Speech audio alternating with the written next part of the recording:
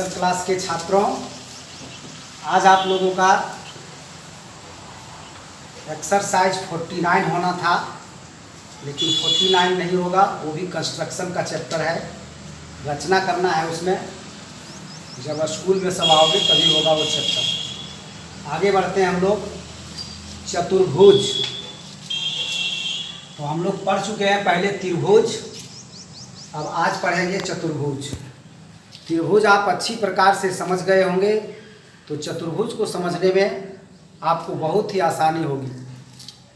देख लीजिए, जैसे आप त्रिभुज जानते थे, त्रिभुज तीन भुजाओं से घिरे बंद आकृति को त्रिभुज कहते हैं। उसी प्रकार से चतुर्भुज मतलब चार भुजाओं से घिरे बंद आकृति को चतुर्भुज कहते हैं। यानी जिस आकृति में चार भुजाएं हों, जैसे यहाँ पर देखिए आप, चार भुजाओं से घिरी आकृति है, उसे हम चतुर्भुज कहते हैं। इसका हम कहेंगे चतुर्भुज ABCD। इस चतुर्भुज का नाम है ABCD। तो फिर आते हैं हम लोग चतुर्भुज के अंग। ठीक है, जिस प्रकार से त्रिभुज के अंग को पढ़े थे, त्रिभुज में क्या क्या चीज होता है, उसी प्रकार से चतुर्भुज का क्या क्या अंग है, क्या क्या पार्ट है, उसको पहले हम लोग देखते हैं। तो चतुर्भुज में भी शीर्ष होता है। शीर्ष किसको कहते थे हम लोग?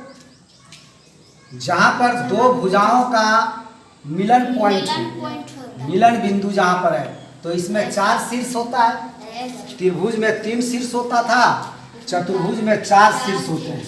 देखिए A B C D, इसमें चार शीर्ष हो गए। उसके बाद आते हैं भुजा। त्रिभुज में तीन भुजा होते थे, चतुर्भुज में चार भुजा होते हैं। भुजाओं का नाम लिखते हैं AB। भुजाओं में क्या आएगा? AB। और इसको हम BA भी कह सकते थे। AB को BA भी कह सकते हैं, लेकिन हम AB AC दो भुजा हो गया, CD तीन भुजा, और BD या DB। ठीक है, BD चाहे तो DB, इस भुजा को कह सकते हैं। यानी चार भुजाएं हो गए। ठीक है, शीर्ष चार, भुजाएं चार, कोण भी इसमें चार। कोण A, कोण B, कोण C, कोण D। कोण ये वाला हो गया, इसको हम कोण CAB भी कह सकते थे। क्या? इस कोण को हम कहेंगे कोण CAB, या तो कोण BAC, या तो कोण A। तीन तरीके से, किसी भी कोण को तीन तरीके से बोला जा सकता है। ठीक है, तो आप इसमें देखें, त्रिभुज में जो तीन था, इसमें सब चार। त्रिभुज में तीन शीर्ष, तो इसमें चार शीर्ष। त्रिभुज में तीन कोण, तो इसमें चार कोण। त्रिभुज में तीन भुजा, इसमें चार भुजा। और इसमें एक चीज और है, वो है विकर्ण। इसमें क्या है? विकर्ण है। तो विकर्ण कहते हैं इसको। देखिए, C से B को मिलाइए, ये विकर्ण हो गया। और A से D को मिलाइए, ये भी विकर्ण हो गया। यानी इसमें दो विकर्ण होता है। सब कुछ होता है चार चार, शीर्ष चार, भुजा चार, कोण चार, लेकिन विकर्ण होता है दो। एक चतुर्भुज में विकर्ण दो होते हैं। इस विकर्ण का नाम हम दे सकते हैं AD, और दूसरा CB, चाहे तो BC। इसको भी उलट के इधर से भी बोल सकते हैं BC, चाहे तो CB, AD, चाहे तो DA। ठीक है, तो विकर्ण में आपका हो गया, एक हो गया AD और एक हो गया BC। ठीक, तो विकर्ण इसमें दो हो गए। उसके बाद आ गया चतुर्भुज के चारों कोनों के बीच संबंध। चतुर्भुज के चारों कोनों का योगफल 360 डिग्री होता है। त्रिभुज के चारों कोनों का योगफल 180 डिग्री होता है, तीनों कोनों का, है ना। त्रिभुज में कितने कोण होते हैं? 3 कोण। तो त्रिभुज के तीनों कोनों का योगफल 180 डिग्री होता है, जबकि चतुर्भुज में 4 कोण होते हैं और चारों कोनों का योगफल 360 डिग्री होता है। कितना होता है? 360 डिग्री। चारों कोनों का योगफल 360 डिग्री होता है। ये आपको हमेशा याद रखना है, ठीक है। अब चतुर्भुज में कई प्रकार का चतुर्भुज होता है जो बाद में पढ़ेंगे, लेकिन अभी आप ये जानिए कि चतुर्भुज के चारों कोनों के बीच यही संबंध है कि चारों कोनों का योगफल 360 डिग्री होता है। अब चारों कोण बराबर भी हो सकते हैं या कम ज़्यादा भी हो सकते हैं। कोई कम होगा तो कोई ज़्यादा होगा, या तो चारों बराबर भी हो सकता है। 90-90 डिग्री का चारों हो जाएगा तो 360 डिग्री हो जाएगा, ठीक है। और अगर कोई कम होगा तो कोई ज़्यादा होगा, यानी आपको कुल मिलाकर 360 डिग्री ही होगा। उसके बाद आते हैं हम लोग बहुभुज। बहुभुज है तो बहुभुज किसको कहते हैं? बहुभुज जो 3 भुजाओं से या 3 से अधिक भुजाओं से घिरी आकृति को बहुभुज कहते हैं। यानी त्रिभुज को भी बहुभुज कहते हैं। त्रिभुज भी बहुभुज है, चतुर्भुज भी बहुभुज है, ठीक है। तो जो आकृति 3 या 3 से अधिक भुजाओं से घिरी हुई हो, बंद हो, 3 या 3 से अधिक भुजाओं से घिरी समतल आकृति को बहुभुज कहते हैं। बहुभुज में सब आ गए, त्रिभुज भी आ गया बहुभुज में, चतुर्भुज भी आ गया बहुभुज। यानी बहुभुज का ही भेद है त्रिभुज और चतुर्भुज। हम लोग को पहले यही जानना चाहिए था, ठीक है। तो बहुभुज में 3 भुजाओं वाली आकृति, 4 भुजाओं वाली आकृति, 5 भुजाओं वाली आकृति, 6 भुजाओं वाली, 7 भुजाओं वाली, 8 भुजाओं वाली, जो भी आकृति है सभी बहुभुज कहलाते हैं, ठीक है। क्योंकि अभी हम लोग त्रिभुज और चतुर्भुज पढ़े थे। अब पंचभुज, 5 भुजाएं हैं तो पंचभुज, 6 भुजाएं हैं तो षटभुज, षटभुज पढ़ा जाता है। देखो यार, हाँ, 7 भुजाएं हैं तो सप्तभुज, ठीक है, सप्तभुज बोला जाता है उसको। 8 भुजाएं हैं तो अष्टभुज बोला जाता है। तो ये सभी बहुभुज हैं। त्रिभुज, चतुर्भुज, पंचभुज, षटभुज, सप्तभुज, अष्टभुज, ये सभी क्या है? बहुभुज है। सबको बहुभुज कहते हैं। अब इन सब का क्या संबंध है, इन सब का क्या नियम है? त्रिभुज के तीनों कोणों का योग 180 डिग्री होता है, ये आप जानते थे पहले से। और चतुर्भुज के 4 कोण होते हैं, चारों कोणों का योग 360 डिग्री होता है, ये भी आप अभी जान चुके थे। जितना भुजा होगा उतना कोण भी होगा। त्रिभुज में 3 भुजा तो 3 कोण, चतुर्भुज में 4 भुजा तो 4 कोण, पंचभुज में 5 भुजा तो 5 कोण, ठीक है। षटभुज में 6 भुजा तो 6 कोण, सप्तभुज में 7 भुजा तो 7 कोण, अष्टभुज में 8 भुजा तो 8 कोण। तो आपको ये यहाँ पर समझने का एक जरूरत है बहुत अच्छा। त्रिभुज को अगर आप जानते हैं तो आप सब जान जाइएगा कि किसमें सभी कोणों का योग कितना होगा। त्रिभुज के सभी कोणों का योग 180 डिग्री, चतुर्भुज के सभी कोणों का योग 360 डिग्री। यानी एक भुजा बढ़ेगा तो कोण बढ़ जा रहा है 180 डिग्री। क्या? 3 भुजा था तो 180 डिग्री, 4 भुजा हुआ तो 360 डिग्री, तो कितना बढ़ गया? 180 डिग्री बढ़ गया। 5 भुजा हो गया तो फिर 180 बढ़ गया, इससे भी 180 बढ़ के 540 डिग्री। यानी त्रिभुज के बाद जितना भुजा बढ़ते जाएगा उतना 180 डिग्री बढ़ते जाएगा टोटल कोणों का योगफल। समझ गए? Yes, sir. 180 में जोड़ते जाएंगे बढ़ा करके। ठीक है? Yes, sir. त्रिभुज 180, चतुर्भुज 360, पंचभुज 540, षटभुज मतलब 6 भुजा वाला तो 720, 7 भुजा वाला रहेगा तो 900। सातों कोणों का योगफल 900 हो जाएगा, 900 डिग्री। ठीक है? अष्टभुज रहेगा तो 8 कोणों का योग 1080 डिग्री हो जाएगा। ठीक है?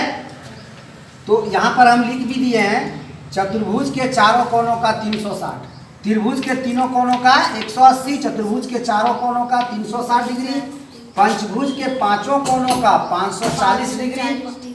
इसमें बढ़ते जा रहा है 180 180, Yes, sir. भुजा बढ़ते जा रही है 1 और कोण का टोटल वैल्यू बढ़ रहा है 180 डिग्री। 180 डिग्री।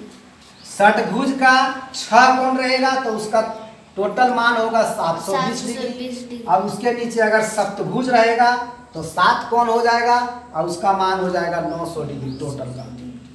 720 में 180 जोड़ेंगे तो 900 हो जाएगा ना, तो 900 डिग्री हो जाएगा। तो इस तरह से आपका ये चतुर्भुज का ये चैप्टर अभी पूरा समझाया हुआ हो गया है। अब एक्सरसाइज चलेंगे।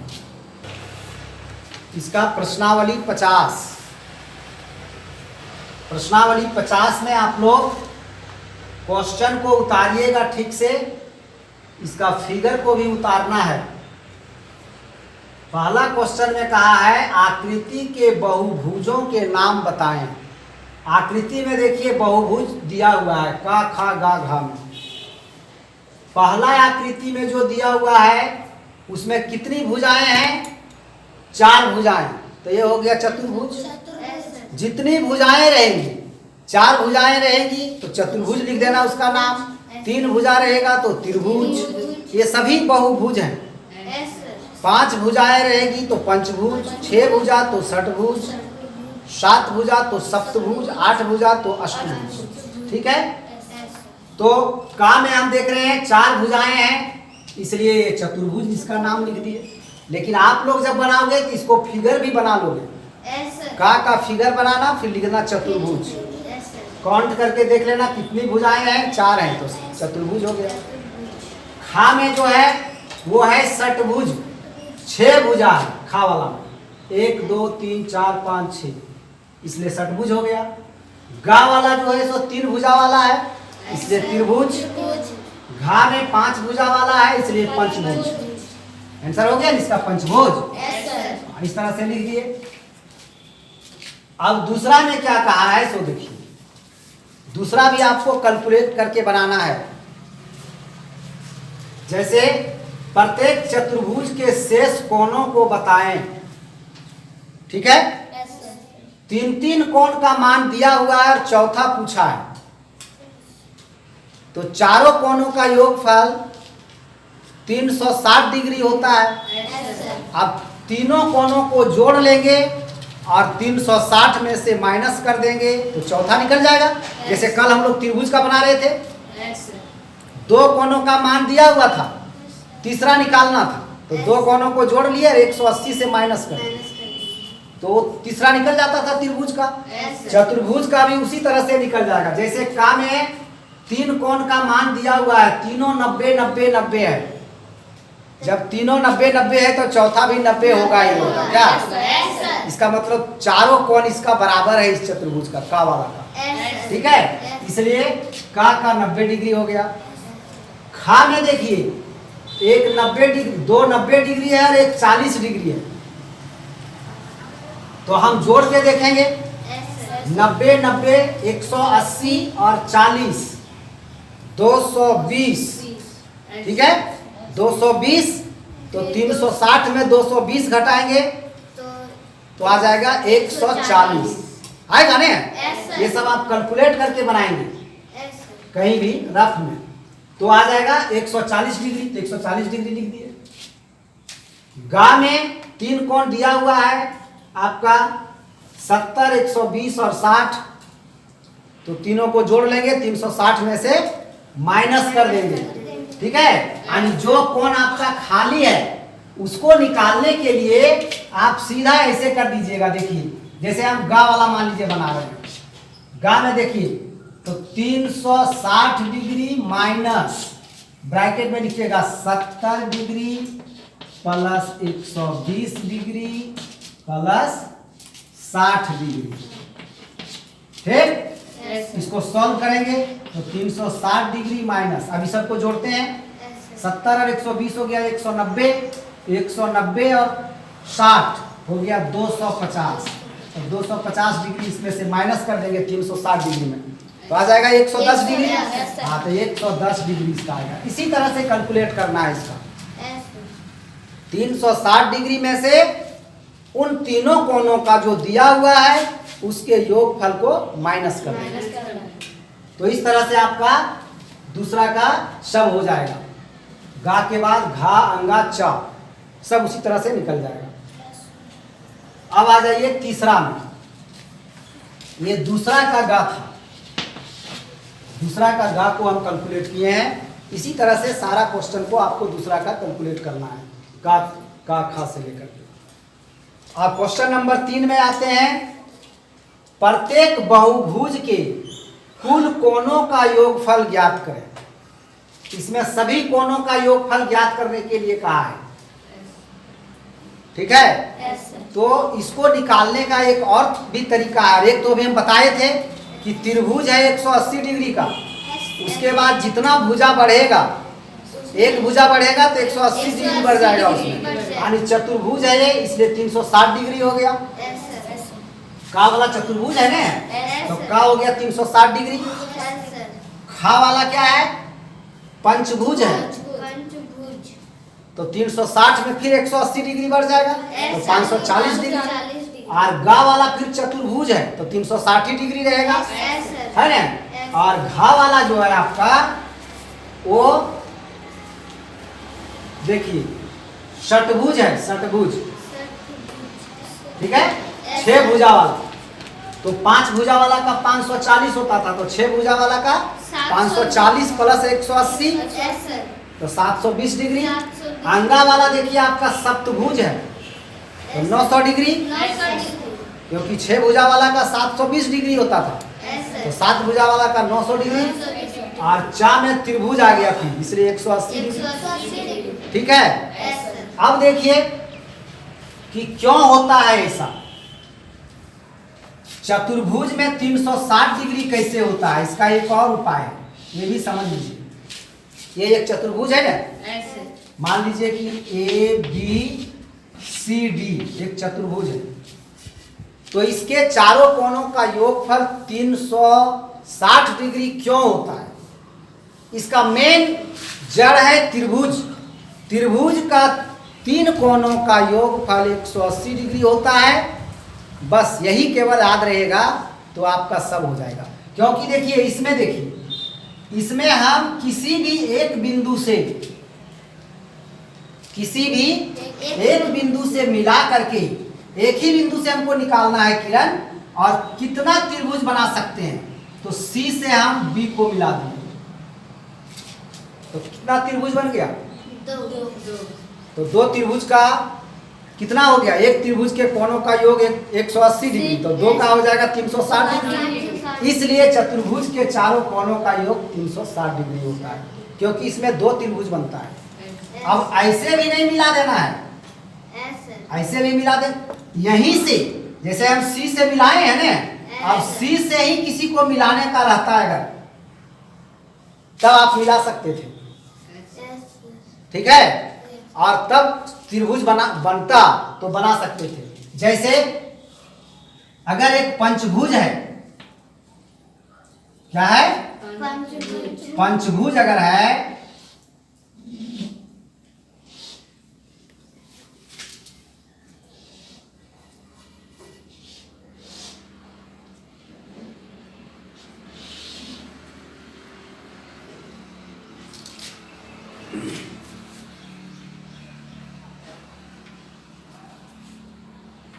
पंचभुज कहाँ बनाए, पंचभुज बनाना है ना। तो पहले आप ऐसे ऐसे बना दिए। अब देखिए पंचभुज ऐसे, ये बन गया पंचभुज, ठीक है। तो पंचभुज का 5 कोण होता है, देख लीजिए 1 2 3 4 5 कोण हुआ। अब इसका 5 कोण है तो पांचों कोणों का योगफल क्यों होता है 540 डिग्री। इसका मतलब इसमें 3 त्रिभुज बनेगा। कैसे बनेगा 3 त्रिभुज? तो कहीं से भी मिलाना, आप एक कोई भी पॉइंट से मिला करके त्रिभुज को बना सकते हैं। जैसे हम यहाँ से अगर मिलाते हैं तो यहाँ से मिला करके सीधा इसको बनाए तो एक त्रिभुज बना। और ये क्या बना? ये त्रिभुज नहीं बना। अब यहीं से एक ऐसे बना दे। अब देखिए 3 त्रिभुज बना। एक त्रिभुज ये हो गया, एक ये हो गया, एक ये हो गया, तो 3 त्रिभुज। तो एक त्रिभुज के कोणों का योग 180 डिग्री, तो 3 त्रिभुज के कोणों का योग 540 डिग्री। इसलिए होता है पंचभुज के सभी कोणों का योगफल 540 डिग्री इसलिए होता है क्योंकि एक पंचभुज में 3 त्रिभुज बनाया जा सकता है। एक पंचभुज की आकृति को त्रिभुज के आकृति के रूप में चेंज कर सकते हैं हम, जो कि 3 त्रिभुज बन सकता है। क्या? तो ये 3 त्रिभुज बना, इसलिए इसके सभी कोणों का योगफल 540 डिग्री। और ये इसी के साथ आपका ये चैप्टर आपका समाप्त हो गया। ये आज का आपका हो गया ये चतुर्भुज। और चतुर्भुज का और भी एक एक्सरसाइज है जो नेक्स्ट डे होगा, चतुर्भुज का प्रकार और जो है। धन्यवाद।